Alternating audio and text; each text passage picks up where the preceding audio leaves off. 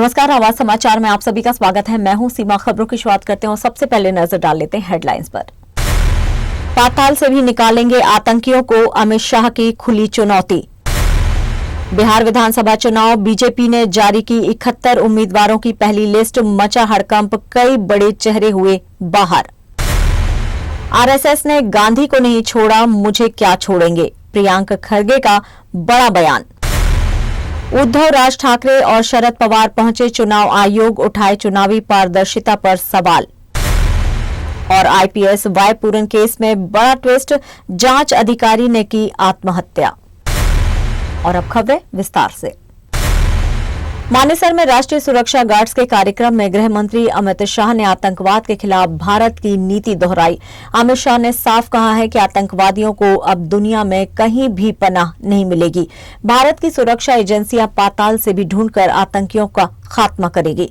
बड़ी बात यह है कि उन्होंने पहली बार ऑपरेशन सिंदूर और ऑपरेशन महादेव का जिक्र किया। मानेसर स्थित एनएसजी कैंप में आयोजित इस कार्यक्रम में गृह मंत्री अमित शाह ने कहा, भारत आतंकवाद के खिलाफ जीरो टॉलरेंस की नीति पर काम कर रहा है। उन्होंने कहा कि दुश्मन भले सीमा पार से हो या देश के भीतर, अब कोई भी आतंकी कार्रवाई बिना जवाब के नहीं बचेगी। अमित शाह ने कहा है कि सर्जिकल स्ट्राइक और एयर स्ट्राइक के बाद भारत की नीति और आक्रामक हुई है। अमित शाह ने पहली बार ऑपरेशन सिंदूर और ऑपरेशन महादेव का खुलासा किया है। उन्होंने बताया कि ऑपरेशन सिंदूर के तहत पाकिस्तान में मौजूद आतंकी संगठनों के हेडक्वार्टर, ट्रेनिंग कैंप और लॉन्चिंग पैड को ध्वस्त किया गया। इन्हीं जगहों से भारत पर हमले की साजिशें रची जाती थी। वहीं ऑपरेशन महादेव में भारत ने सटीक कार्रवाई कर हमलों में शामिल आतंकियों को निशाना बनाया और उन्हें खत्म किया। गृह मंत्री ने कहा कि आज दुनिया जान चुकी है कि भारत किसी भी आतंकी हमले का जवाब सीमित दायरे में नहीं बल्कि दुश्मन के मर्म स्थान पर प्रहार कर देता है। उन्होंने कहा कि ये नया भारत है जो धमकी नहीं सहता, सीधे जवाब देता है। अमित शाह ने सुरक्षित भारत के विजन पर जोर देते हुए कहा कि एनएसजी और सुरक्षा बलों पर देश को गर्व है। आतंकवाद खत्म करने की इस निर्णायक लड़ाई में भारत पीछे नहीं हटेगा। अब साफ है, कश्मीर से लेकर कराची तक भारत का मिशन एक है, आतंक का सफाया। छिपने की जगह नहीं मिल सकती।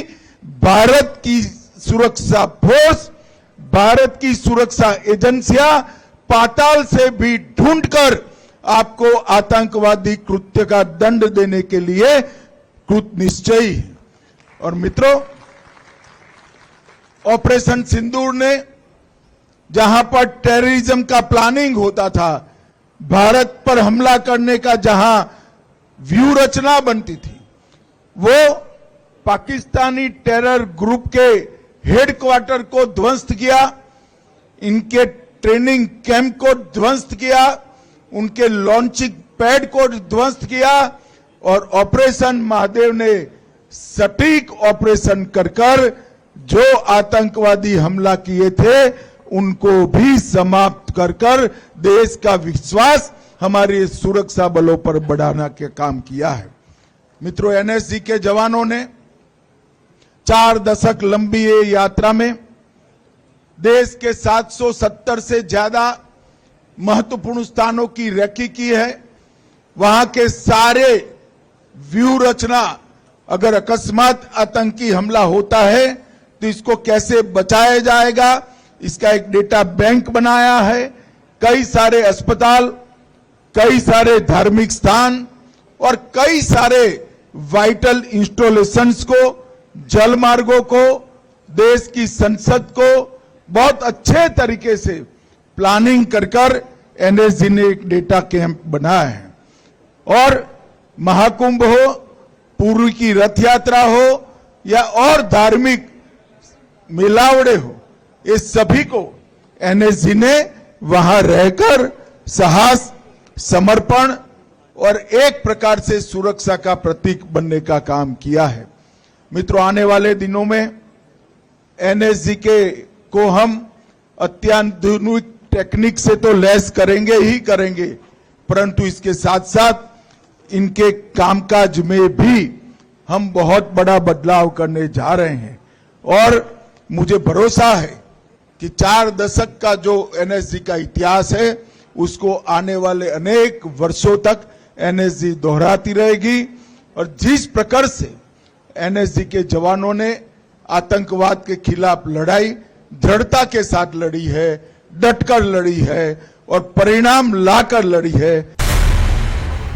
आज बिहार विधानसभा चुनाव 2025 की राजनीति में बड़ा भूचाल आया। भारतीय जनता पार्टी ने अपनी पहली सूची जारी कर दी है, जिसमें कुल 71 उम्मीदवार शामिल हैं। लेकिन इस सूची के साथ ही कई बड़े उलटफेर और राजनीतिक चौंकाने वाले फैसले भी सामने आए हैं। सबसे बड़ी खबर यह है कि विधानसभा अध्यक्ष नंदकिशोर यादव का पटना साहिब से टिकट कट गया है। पार्टी ने उनकी जगह पटना हाईकोर्ट में केंद्र सरकार की पैरवी करने वाले वकील रत्नेश कुशवाहा को उम्मीदवार बनाया है। बीजेपी के कंसल्टिंग एडिटर सुजीत झा का कहना है कि शायद उम्र को देखते हुए नंदकिशोर का टिकट काटा गया है। वहीं डिप्टी सीएम सम्राट चौधरी को जेडीयू से मिली तारापुर सीट से चुनाव लड़ने का मौका मिला है। रामकृपाल यादव को दानापुर से टिकट मिला है। कुम्हारा से अरुण सिन्हा की जगह पार्टी कार्यकर्ता संजय गुप्ता को मैदान में उतारा गया है। सूची में कुल 9 महिला उम्मीदवारों को शामिल किया गया है, जो पार्टी के लिए नया चेहरा और नई उम्मीदें लेकर आई हैं। पहली लिस्ट के आने के बाद अब बीजेपी के अंदर और उसके सहयोगी दलों के बीच संभावित विवाद की अटकलें तेज हो गई हैं। पुराने नेताओं को आराम दिया गया है तो कुछ पर पार्टी ने भरोसा जताया है। राजनीतिक विश्लेषक मानते हैं कि ये सूची आने के बाद बिहार के सियासी परिदृश्य में नए समीकरण देखने को मिल सकते हैं। कर्नाटक सरकार में मंत्री और कांग्रेस नेता प्रियंक खरगे ने आरएसएस की सरकारी संस्थाओं में गतिविधियों पर प्रतिबंध की मांग करने के बाद धमकियों का गंभीर आरोप लगाया है। सोशल मीडिया प्लेटफॉर्म पर उन्होंने खुलासा किया है कि उन्हें और उनके परिवार को लगातार 2 दिनों से धमकी भरे कॉल आ रही हैं, जिनमें गालियां और डराने धमकाने की भाषा का प्रयोग किया गया।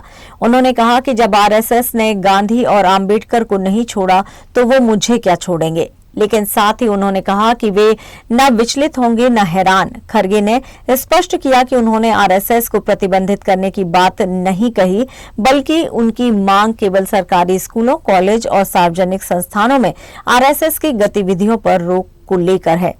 उनका कहना है कि शिक्षा संस्थानों में विचारधारा नहीं, तटस्थता होनी चाहिए। बच्चों को क्या पहनना या क्या खाना है, ये माता पिता तय करेंगे, आरएसएस नहीं।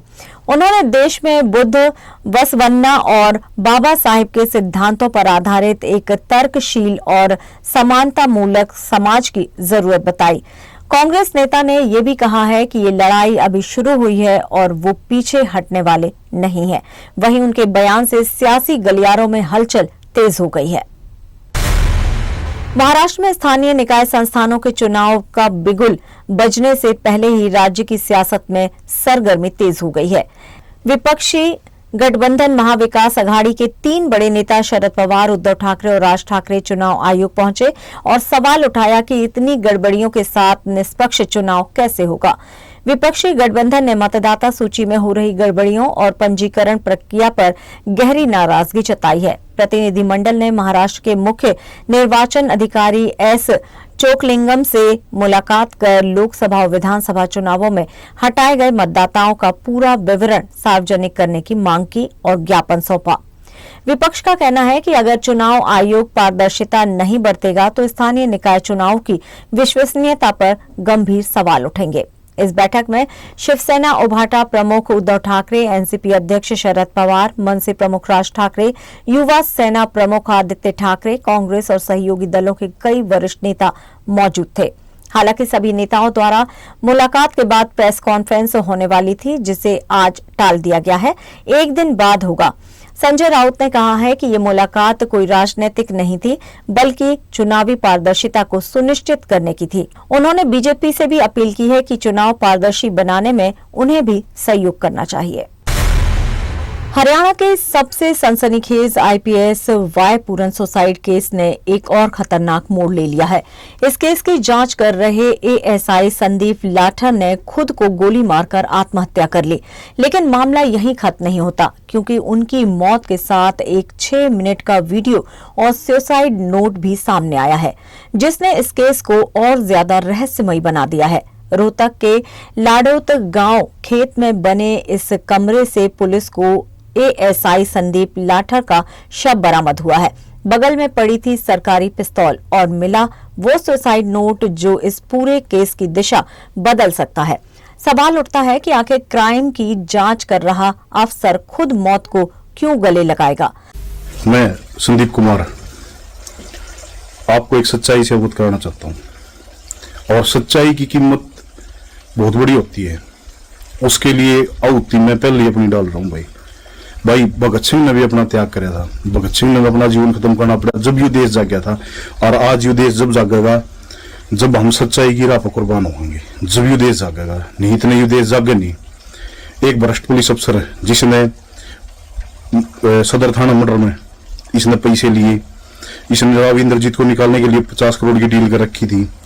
जहां पे एक ईमानदार पुलिस अफसर जो इसके सामने अड़ा वो नरेंद्र बिजानिया था, जहां पे इन्होंने कभी भी इतने दिन पोस्टिंग रही, कोई भी इनको भ्रष्टाचारी तो छोड़ो भाई सब, मतलब यो आदमी तो इस आदमी था ईमानदार, अपनी तनख्वाह में गुजारा करनी है। इसने जो भला उसका दम मुलाजिम वो भला कराया, लेकिन आईजी जिस दिन तक पोस्टिंग हुआ उससे दिन तय इन्हें क्या कराया, इन अपने जातिवाद पे देखा भैया इस ऑफिस में इज्जत थी कि इनको हटाओ इनको हटाओ इनको हटाओ, अपना ले जो करप्ट आदमी छाट छाट कर वो लगाने स्टार्ट कर दिए।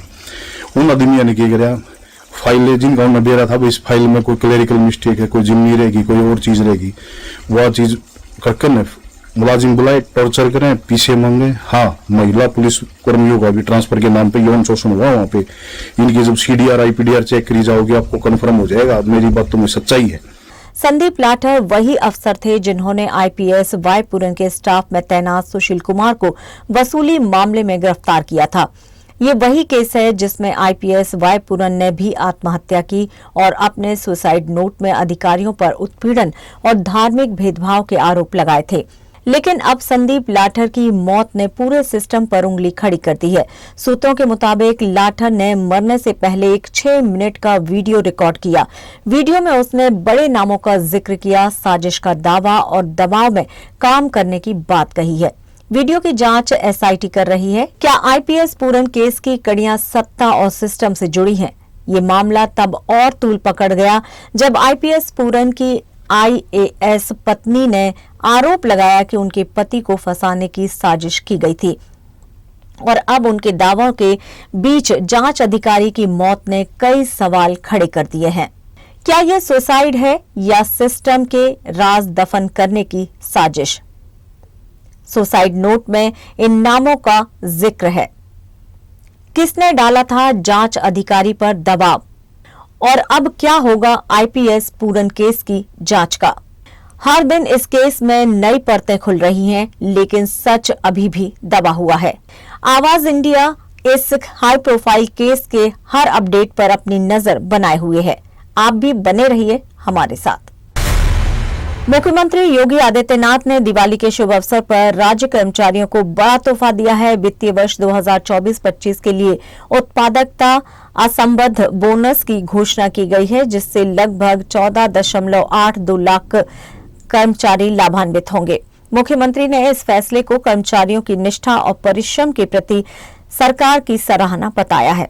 ये बोनस अधिकतम 7,000 मासिक परिलब्धियों की सीमा के आधार पर 30 दिनों के लिए अगणित किया जाएगा। इस आधार पर प्रत्येक पात्र कर्मचारी को 6,908 की राशि प्राप्त होगी। मुख्यमंत्री ने निर्देश दिया है कि बोनस का भुगतान दिवाली से पहले किया जाएगा।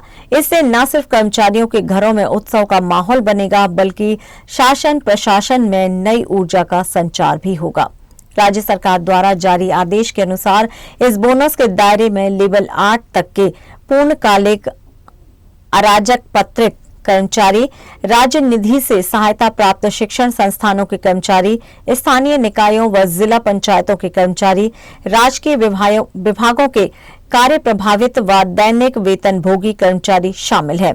ये निर्णय भारत सरकार द्वारा 29 सितंबर 2025 को लिए गए समान निर्णय के अनुरूप लिया गया है।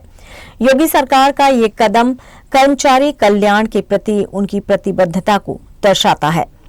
बोनस के भुगतान से कर्मचारी वर्ग में आर्थिक संबल और उत्साह की भावना बढ़ेगी। सरकार ने स्पष्ट किया है कि इसका लाभ सभी पात्र कर्मचारियों को निश्चित रूप से दिया जाएगा। खबरों में यहां लेंगे एक छोटा सा ब्रेक। आप बने रहिए आवाज समाचार के साथ।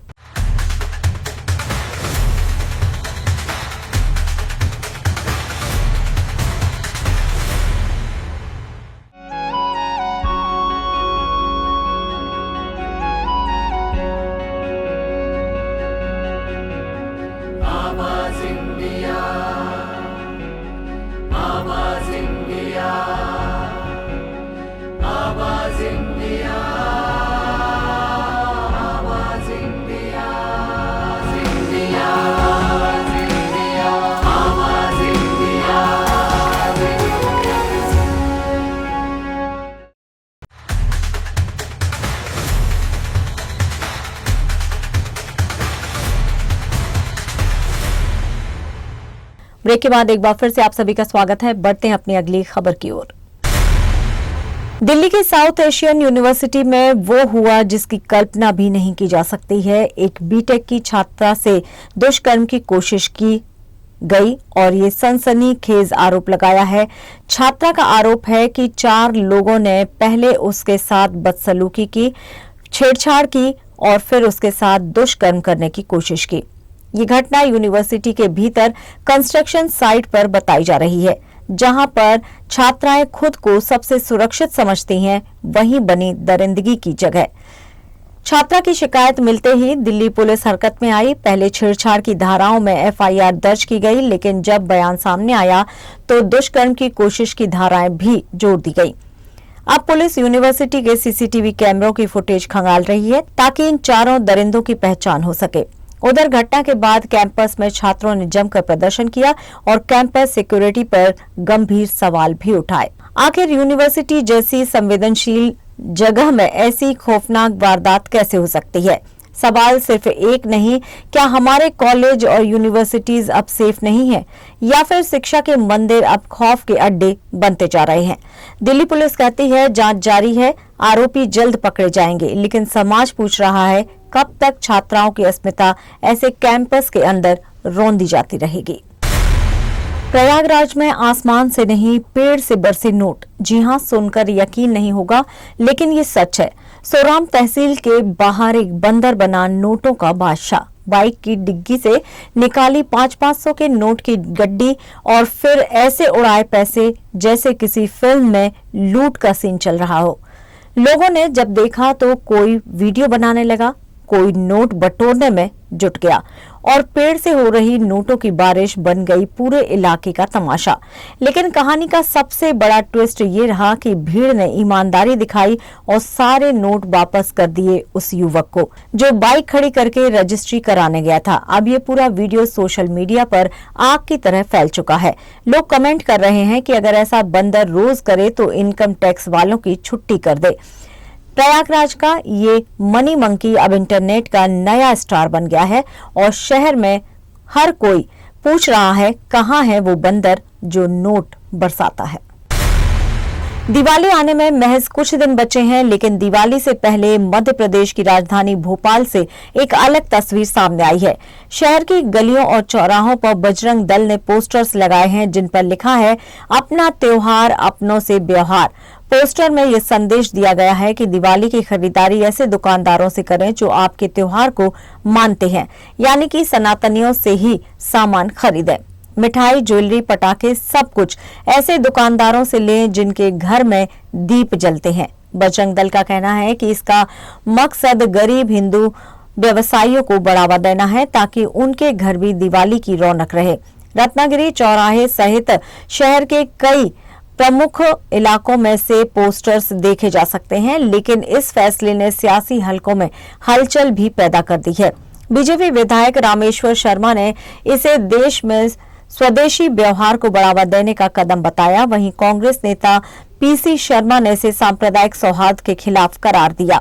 तो भोपाल की गलियों में इस दिवाली का संदेश साफ है, अपना त्योहार अपनों से व्यवहार। केरल के कोच्चि स्थित एक चर्च संचालित निजी स्कूल में हिजाब पहनने को लेकर 8वीं कक्षा की छात्रा को प्रवेश न देने का मामला सामने आया है।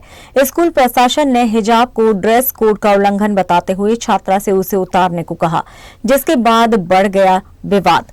छात्रा ने कहा कि उसे कक्षा में जाने से रोका गया और शिक्षकों ने असभ्य व्यवहार किया। इस घटना के बाद छात्रा ने स्कूल छोड़ने की बात कही। मामला छात्रा के माता-पिता और स्कूल के अभिभावक शिक्षक संघ तक पहुंचा, जिससे विवाद और बढ़ गया है। पीटीए ने आरोप लगाया है कि विवाद में इस्लामिक संगठन एसडीपीआई का समर्थक भी शामिल है। संगठन की ओर से अब तक कोई जवाब नहीं आया है। मामला सोशल मीडिया पर भी चर्चा में है। विवाद के कारण स्कूल प्रशासन ने बीते सोमवार और आज छुट्टी घोषित कर दी। सेंट रीटा पब्लिक स्कूल की प्रधानाचार्य सिस्टर हेलेना आरसी ने एक पत्र जारी कर अवकाश की सूचना दी, जिसमें मानसिक तनाव और दबाव की बात कही गई। पत्र में कहा गया है कि बिना निर्धारित वर्दी के आने, अभिभावकों और बाहरी लोगों के हस्तक्षेप से तनाव का माहौल बन गया। पीटीए के सदस्य कैथा बलपिल ने कहा कि पिछले 30 वर्षों से स्कूल में ड्रेस कोड लागू है और सभी समुदाय के छात्र उसका पालन कर रहे हैं। उन्होंने आरोप लगाया कि छात्रा के माता-पिता ने समूह के साथ आकर स्कूल में हंगामा किया, जिससे शिक्षक और छात्र डरे हुए हैं। इसी कारण 2 दिन की छुट्टी का फैसला लिया गया। ये मामला धार्मिक पहचान, व्यक्तिगत अधिकार और संस्थागत नियमों की बहस में बदलता दिख रहा है।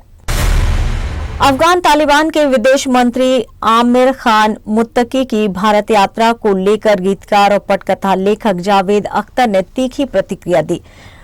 मुत्तकी इन दिनों 6 दिवसीय भारत दौरे पर हैं, जो 2021 में तालिबान के सत्ता में आने के बाद किसी तालिबानी नेता की ये पहली यात्रा है।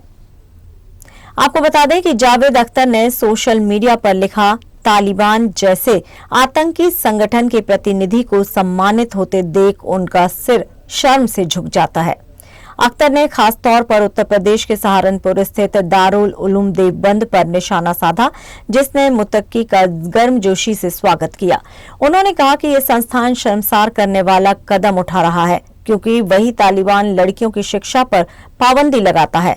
अख्तर ने इसे भारत जैसे लोकतांत्रिक देश के मूल्यों के खिलाफ बताया।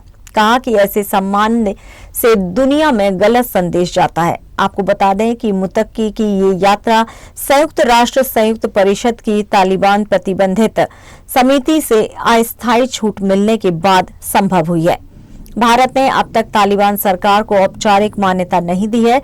मुत्तकी के दिल्ली प्रवास के दौरान प्रेस कॉन्फ्रेंस में महिला पत्रकारों की अनुपस्थिति पर विवाद बढ़ गया, जिस पर बाद में उन्होंने सफाई भी दी कि ये तकनीकी गलती थी और कोई जानबूझकर भेदभाव नहीं हुआ है। और यहाँ पर लेंगे एक और छोटा सा विराम। आप बने रहिए हमारे साथ।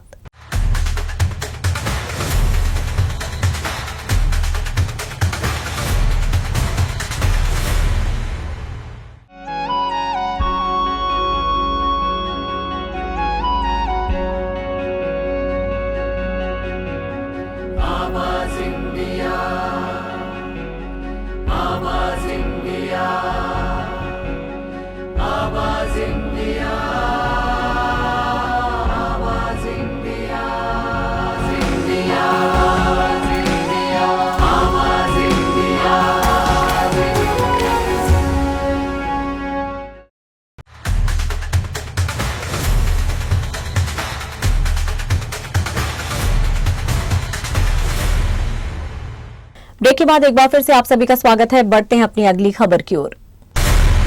फिल्म फेयर अवार्ड्स 2025 का आयोजन इस बार अहमदाबाद में हुआ, जहां फिल्म लापता लेडीज ने बेस्ट फिल्म समेत 13 अवार्ड्स जीतकर धूम मचा दी। लेकिन अवार्ड शो के बाद द केरल स्टोरी के निर्देशक सुदीप्तो सेन ने सोशल मीडिया पर फिल्म फेयर की साख पर गंभीर सवाल खड़े किए। उन्होंने सोशल मीडिया पर एक लंबा पोस्ट लिखते हुए कहा कि ये समारोह सिनेमा के सम्मान का नहीं बल्कि तमाशा बन गया है। सुदीप्तो का कहना है और आरोप है कि फिल्म फेयर ने सच्चे और बेहतरीन सिनेमा को पूरी तरह से नजरअंदाज किया। जिन फिल्मों को अवार्ड्स मिले वे या तो बॉक्स ऑफिस पर फ्लॉप थी या हिंसा और चोरी की कहानियों पर आधारित थीं। उनके मुताबिक ये स्टार पावर और ग्लैमर की पूजा है, न कि सिनेमा की कला का सम्मान। सुदीप्तो सेन ने यह भी लिखा है कि उन्हें गर्व है कि उनकी टीम इस बनावटी दुनिया का हिस्सा नहीं बनी। उन्होंने तंज कसा कि फिल्मफेयर जैसे मंच पर केवल फेक स्माइल, बनावटी रिश्ते और कैमरे के सामने की दोस्ती दिखाई जाती है। उन्होंने मुंबई और कांस में जैसे ग्लैमर प्रधान आयोजनों से खुद को दूर रखना ही बेहतर बताया। भले ही सुदीप्तो ने किसी फिल्म का नाम नहीं लिया, लेकिन उनका इशारा लापता लेडीज, किल और आई वॉन्ट टू टॉक जैसी फिल्मों की ओर माना जा रहा है। गौरतलब है कि हाल ही में द केरल स्टोरी को 2 नेशनल अवार्ड्स मिल चुके हैं, जिसमें सुदीप्तो को बेस्ट डायरेक्टर और फिल्म को बेस्ट सिनेमेटोग्राफी का अवार्ड मिला। इन उपलब्धियों के बाद उनकी फिल्म को फिल्म फेयर में पूरी तरह से नजरअंदाज किया जाना खुद में बड़ा सवाल बन गया है। दिल्ली टेस्ट में भारतीय टीम ने वेस्ट इंडीज के खिलाफ 2 मैचों की टेस्ट सीरीज में 2-0 से क्लीन स्वीप कर लिया है। टीम ने दूसरे टेस्ट में इंडीज को 7 विकेट से हरा दिया है। टीम इंडिया ने दिल्ली के मैदान पर इतिहास रच दिया है। वेस्ट इंडीज को 7 विकेट से हराकर 2-0 से क्लीन स्वीप किया है और ये जीत सिर्फ जीत नहीं, एक नए कप्तान के दौर की शुरुआत है। शुभमन गिल अब सिर्फ स्टार बल्लेबाज नहीं बल्कि विजयी कप्तान भी है। बतौर कप्तान अपनी पहली ही टेस्ट सीरीज में टीम इंडिया को सीधे क्लीन स्वीप दिला दी। दिल्ली टेस्ट में भारत को मिला 121 रन का छोटा टारगेट और जवाब में बल्लेबाजों ने दिखा दी क्लास। केएल राहुल ने चौका जड़कर टीम इंडिया को दिलाई जीत, नाबाद 58 रन और चेहरे पर वही भरोसा जो एक नंबर 1 टीम के पास होता है। इससे पहले वेस्टइंडीज फॉलो ऑन खेलने के बाद दूसरी पारी में 390 रन पर सिमट गई, जबकि भारत की पहली पारी में गिल ने नाबाद 129 रन और जायसवाल ने 175 रनों की धमाकेदार पारियां खेली। पहली पारी में मिली 270 रन की बढ़त ही मैच का टर्निंग पॉइंट बनी। इस जीत के साथ भारत को वर्ल्ड टेस्ट चैंपियनशिप के लिए भी मिले कीमती अंक और अब सबकी निगाहें ऑस्ट्रेलिया टूर पर टिक गई हैं। विराट और रोहित जैसे दिग्गजों की वापसी के साथ टीम इंडिया का अगला मिशन और भी बड़ा है। रिकॉर्ड बुक्स में आप 3 दिन में जीते या 5 दिन में जीत होती है। दिल्ली में दिखी वही जीत, वही जुनून, वही जज्बा जिसने एक बार फिर टीम इंडिया को साबित कर दिया हम चैंपियन हैं और चैंपियन ही रहेंगे। और फिलहाल आवाज समाचार में इतना ही, लेकिन आप देखते रहिए आवाज इंडिया। नमस्कार।